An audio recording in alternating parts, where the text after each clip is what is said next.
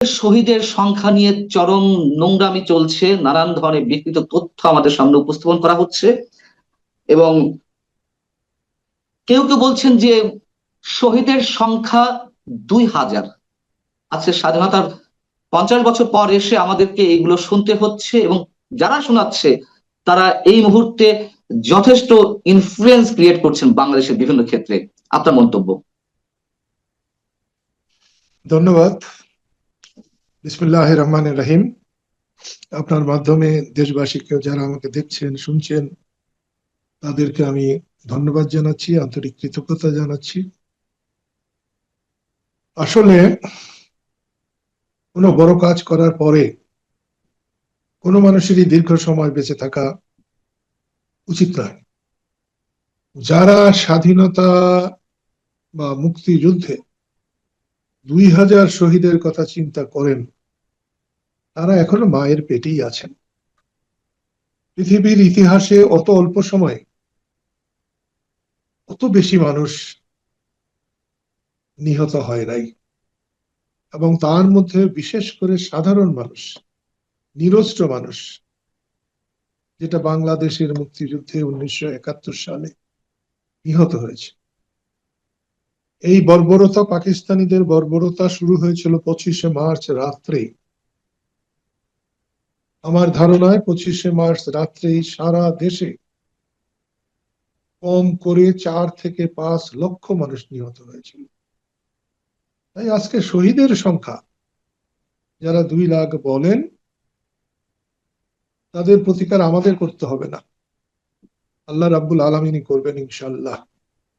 সেটা আমি দেখে যাব কিনা তা জানি না, কিন্তু এর প্রতিকার যে হবে এটা ইতিহাস বারবার বলেছে এবং আমাদের ক্ষেত্রে এর ব্যতিক্রম হবে না। এই বিকৃত তথ্যটি উপস্থাপন করছেন ফ্রান্সে বসবাসরত একজন অনলাইন অ্যাক্টিভিস্ট। আপনি নিশ্চয়ই জানেন তাদের ভিন্ন উদ্দেশ্য রয়েছে, ভিন্ন পরিকল্পনা রয়েছে। ডিপ স্টেটের খেলা চলছে, বাংলাদেশকে নিয়ে একটা ধ্বংসাত্মক খেলায় তারা মেতে উঠেছেন। আমরা নির্দ্বিধায় একেবারে কোনো ধরনের সন্দেহ ছাড়াই বলতে পারি। কিন্তু কর্নেল অলি আহমেদের মতন লোক, তিনিও তো বীর প্রতীক, আমার যদি ভুল না হয়ে থাকে। না, তিনি বীর প্রতীক নন, তিনি বীর বিক্রম। বীর বিক্রম, আমি এটা আমি কনফিউজড ছিলাম, এই জন্য আমি বলছিলাম যে যদি ভুল না হয়ে থাকে। তো কর্নেল অবসরপ্রাপ্ত অলি আহমেদ সাহেব তিনি বলছেন যে 30 লাখ হওয়ার প্রশ্নই ওঠে না। আচ্ছা, প্রশ্নই ওঠে না, কম বেশি হতে পারে। তিনি স্পেসিফিক করে বলছেন, গত 2 দিন আগে এই মন্তব্য করলেন যে শহীদের সংখ্যা 10 থেকে 15,000 হতে পারে, যেখানে মুক্তিযোদ্ধার সংখ্যা 1,10,000 তার হিসেবে, সেখানে শহীদদের সংখ্যা 30 লাখ হয় কিভাবে? মানে এই প্রশ্নটা কোন টাইপের, যে যত মুক্তিযোদ্ধা থাকবে তার চেয়ে বেশি শহীদ হতে পারবে না। আর উনি যে বললেন যে 10 থেকে 15,000, তিনি একজন মুক্তিযোদ্ধা, তার প্রতি আপাদমস্তক শ্রদ্ধা আমরা নিবেদন করতে চাই, অন্তত এই প্রজন্মের মানুষ হিসেবে। কিন্তু তিনি এটি কেন বললেন? একজন মুক্তিযোদ্ধা হিসেবে আমি ওনাকে মাথায় রাখার চেষ্টা করি, কিন্তু এখন উনি যা বলছেন তা মুক্তিযুদ্ধের প্রকৃত ইতিহাস উনি হয়তো বলছেন না অথবা ভুলে গেছেন। তবে ওনার এই 15,000 আর কি, এটা ঠিক না। এবং ওনার আজকে উনি যাই থাকুন, মুক্তিযুদ্ধের সামগ্রিকভাবে সারা মুক্তিযুদ্ধের ধ্বংসাত্মক অবস্থানটা ওনার পুরাটা জানার কথা না। কারণ ওনার জানার কথা নয়, মানে এর পিছনে এই বিশেষ জন্য কোনো কারণ? জানার কথা না যে উনি জেড ফোর্সের সঙ্গে যেখানে ছিলেন ওইটুকুই তার জানার কথা, ওর তো বাইরে তার জানার তখনকার কথা না। বিষয়টা হচ্ছে এখনকার সময় আর অসময়ের উপরে নির্ভর করা। জি। উনি হয়তো এখনকার সময় বিবেচনা করে বলছেন, এবং এই ওনার এই বলা উনি ক্ষতিগ্রস্ত হচ্ছেন। এবং যদি উনি বুঝতে পারবেন, না পারলে ইতিহাস নিশ্চয়ই বুঝতে পারবে, ওনার এই কথাটা মোটেই ঠিক না। এটাকে স্বাধীনতাকে ছোট করা হলো। আর যে কথা বলছেন 1 লাখ 1.5 লাখ মুক্তিযোদ্ধা, এটাও উনি ভুল বলছেন। 1-1.5 লাখ মুক্তিযোদ্ধায় দেশ স্বাধীন হয় নাই। আরেকটা জিনিস হলো যে কতজন মুক্তিযোদ্ধা আর কতজন শহীদ, এইখানে বিবেচনা করতে গেলে যুদ্ধ করে যারা শহীদ হয়েছে আমরা কিন্তু তাদেরকেই শুধু শহীদ বলছি না, আমরা রাইট। বলছি নিরীহ সাধারণ নিরস্ত্র মানুষ, হাজার হাজার লাখ লাখ মানুষ যে পাকিস্তানিদের বন্দুকের সামনে নির্বিচারে নিহত হয়েছে তাদের সংখ্যা বলছি। তাই যুদ্ধ করা সৈন্যের সংখ্যা দিয়ে বাংলাদেশের মুক্তিযুদ্ধের শহীদের সংখ্যা বিচার করা একটা অবাস্তব ব্যাপার। আমি দুই ভাগে একটু প্রশ্নটা করতে চাই। একটা হচ্ছে যারা বিশেষ উদ্দেশ্যে বিদেশে মাটিতে বসে আহ তারা নানান ধরনের বিকৃত তথ্য উপস্থাপন করছেন, তাদের উদ্দেশ্যটা কি? আর দেশের মধ্যে থেকে কর্নেল অলি আহমেদ সাহেবের মতন একজন খেতাবপ্রাপ্ত মুক্তিযোদ্ধা, তারা এই অসময়ে এসে, চরম অস্থির সময়ে এসে মুক্তিযুদ্ধ সম্পর্কে এই ধরনের তথ্য আমাদের সামনে হাজির করছেন। আমি তো কর্নেল অলি আহমেদ সাহেবের কাছ থেকে কখনো, আমি আমার অন্তত এই অভিজ্ঞতায় আমি জানাতে পারবো যে তিনি এই ধরনের কোনো মন্তব্য করেছেন। কিন্তু যখন বাংলাদেশে এই মুহূর্তে চরম একটি অস্থিরতা দেখা দিয়েছে, যখন মুক্তিযুদ্ধের ইতিহাসকে উল্টে পাল্টে দেওয়ার চেষ্টা করা হচ্ছে, 24শে আন্দোলনকে মুক্তিযুদ্ধের উপরে স্থান দেওয়ার চেষ্টা করা হচ্ছে, ঠিক তখন অলি আহমেদ সাহেব এই ধরনের মন্তব্য করলেন। আপনি এই দুটাকে কিভাবে মূল্যায়ন করবেন এবং এই অস্থির সময়ের সঙ্গে? আমি মরে যাওয়ার আগ পর্যন্ত অলি আহমেদের মুক্তিযুদ্ধের যে ভূমিকা, যে ভূমিকাকে আমি সম্মান করব। এখনকার যদি কোনো উদ্দেশ্য প্রণোদিত ভুল হয়ে থাকে বা উদ্দেশ্য প্রণোদিত কোনো কর্মকাণ্ড হয়ে থাকে তাহলে সেটাকে আমি এখনকার আঙ্গিকে বিচার করব। আরেকটা যেটা বলেছেন বাইরে ইউটিউবার যারা, আমি তাদেরকে খুব বেশি গুরুত্ব দেই না, এবং সেই থেকেই বাংলাদেশের স্থায়িত্ব নিয়ে, বাংলাদেশের উন্নয়ন নিয়ে, বাংলাদেশকে নিয়ে সারা পৃথিবী, বিশেষ করে যারা 71-এ পরাজিত হয়েছিল, তারা সবসময় চেষ্টা করছে, এখনো করছে। তবে আমি একজন মুক্তিযোদ্ধা হিসাবে, আমি একজন নিখাত মানুষ হিসাবে আল্লাহ রসুল ছাড়া আমি আর কাউকেই পরোয়া করি না, এবং আল্লাহর সৃষ্টি মানুষের সেবা করাই আমার একমাত্র ধর্ম। আমি অন্তর থেকে বলতে পারি বাংলাদেশ পরাজয় স্বীকার করবার নয়, এবং বাংলাদেশ তার স্বাধীনতা হারাবার নয়। হ্যাঁ, চেষ্টা তো নানান ভাবে চলছে, এবং সেই চেষ্টার জায়গা থেকে আমরা দেখলাম যে পাকিস্তানের একটি পত্রিকা sky line, catch catch line catch line একটি নিবন্ধ প্রকাশ করেছে। সেখানে পূর্ব পাকিস্তানে, মানে বাংলাদেশকে পূর্ব পাকিস্তান হিসেবে আবারও ফেডারেশনে যুক্ত করা, পাকিস্তানের ফেডারেশনে যুক্ত করার দাবি উঠেছে। পাকিস্তানের পররাষ্ট্রমন্ত্রী কাম ডেপুটি প্রাইম মিনিস্টার ইসহাক দার তিনি বলেছেন যে বাংলাদেশ হারানো ভাই খুঁজে পেয়েছি। এরকম নানান ধরনের মন্তব্য আমরা পাচ্ছি। জমিয়তে উলামায়ের শীর্ষ নেতা মঞ্জুর মেঙ্গাল তিনি বলেছেন যে খুব শিগগিরই বাংলাদেশ পাকিস্তানের অংশ হবে। এর মধ্যে সাথে আমরা দেখছি যে যুক্তরাষ্ট্রের একটা খেলা চলছে, ডিপ স্টেটের।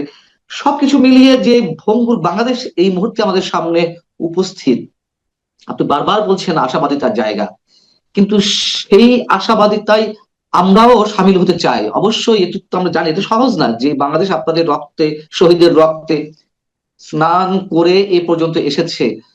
আহ সেই বাংলাদেশ গ্রাস করা এত সহজ না, কিন্তু তার আগে অনেক ধরনের ব্লাড শেড ঘটে যাবে। আপনি কি এটি মনে করেন? দেখেন, ঘুমিয়ে স্বপ্ন দেখতেও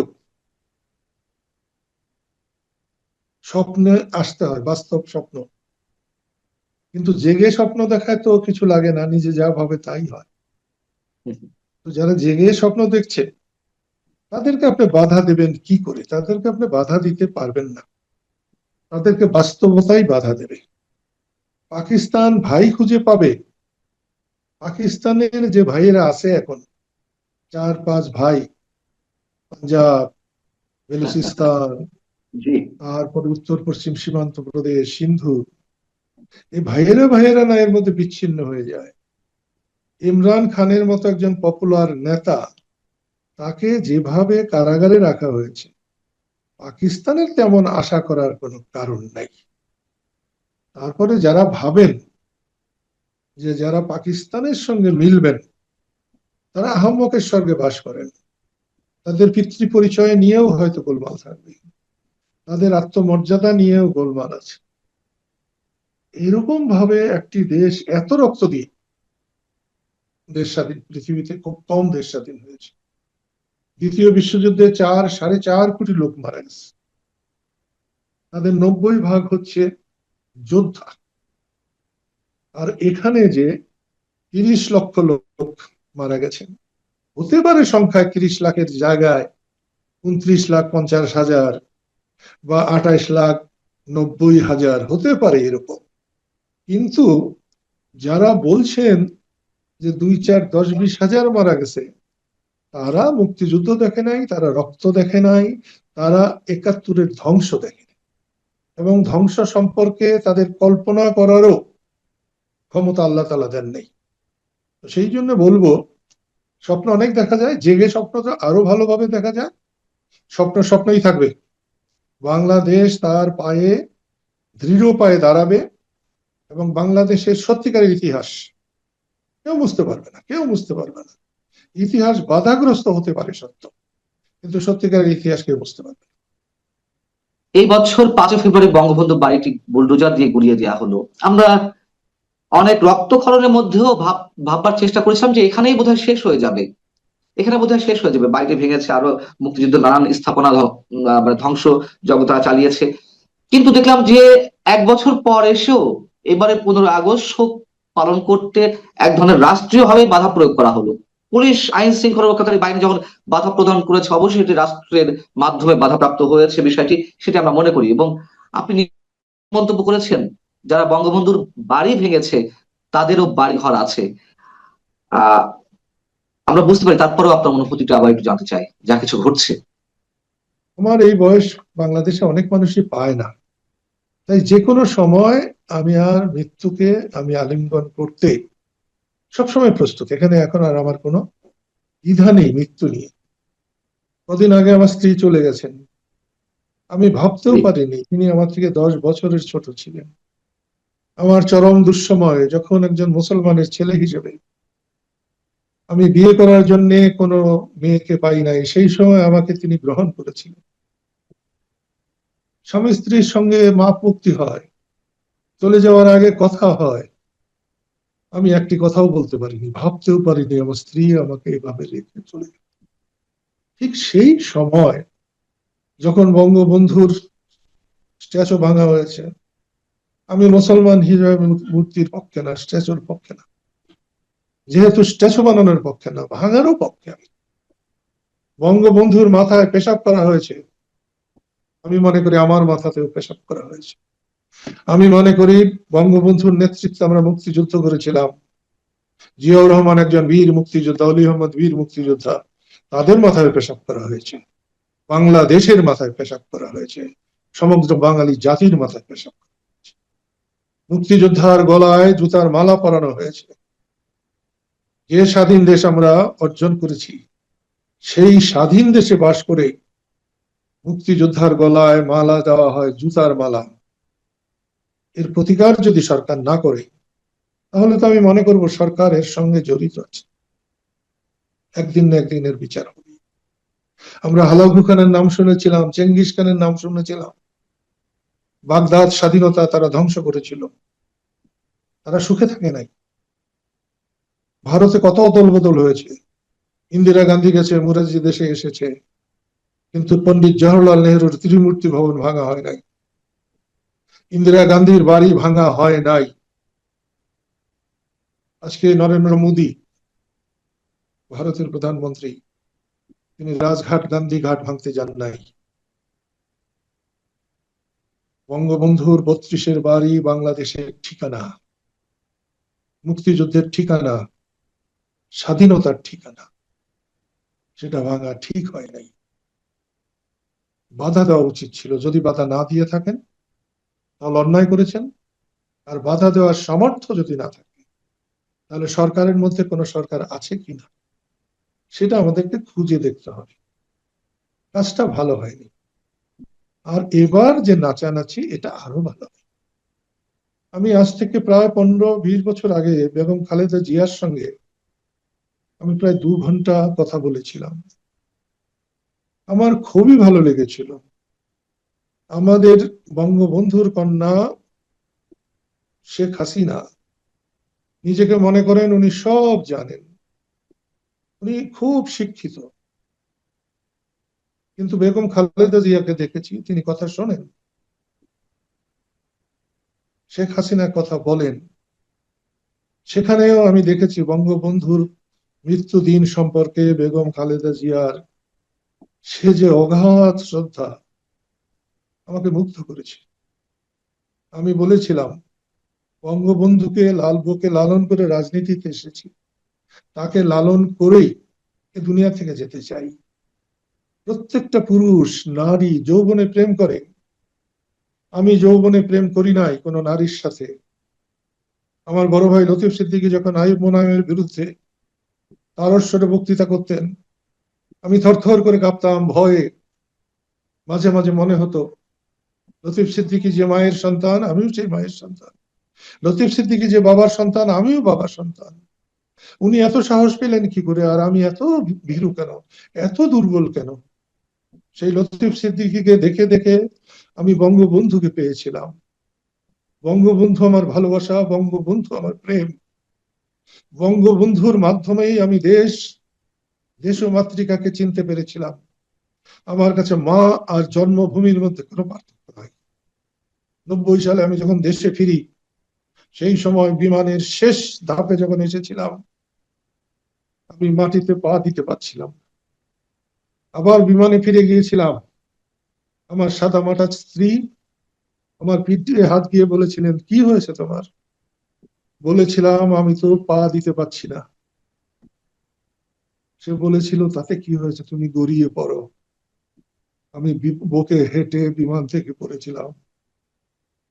সেই তপ্ত রৌদ্রে গড়াগড়ি খেয়েছিলাম, আমার গায়ে কোনো গরম লাগেনি। আমি যতদিন ভারতে ছিলাম 16 বছর, একদিনের জন্য আমার মাথা ব্যথা মুক্ত মাথা পাই নাই। কিন্তু ঢাকা বিমানবন্দরে গড়াগড়ি যাওয়ার পরে আজ পর্যন্ত আমার আর মাথা ব্যথা নেই। আমি অন্য মানুষ। আজকে যখন আমি কোথাও হাত দেই মাটিতে, আমি আমার মাকে পাই। সবাই হয়তো তা পাবে না। সেই জন্য দেশবাসীর কাছে আমার অনুরোধ, অন্যায় শেখ হাসিনা করতে পারে, শেখ হাসিনার সরকার করতে পারে,